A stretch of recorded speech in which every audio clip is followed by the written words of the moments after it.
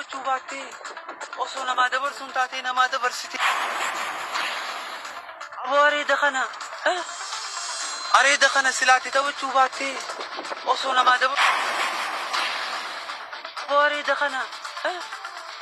areeda kana silaatti taphachuu baattee osoo namaa dabarsuun taatee namaa dabarsitee mana. Aboo areeda kana silaatti taphachuu baattee. Aboo areeda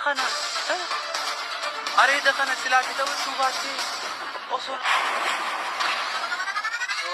Deebii sabbii kee haati areeda godhadhu adeero.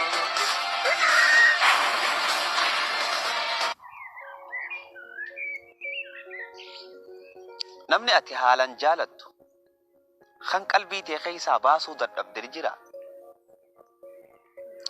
Anaatu si hima akka itti irraanfattu. Anaatu si hima akka itti qalbii tee keessaa nama sanbaaftu. Namaa dabarsitee deebii sabbii tee haati areeda godhadhu adeero.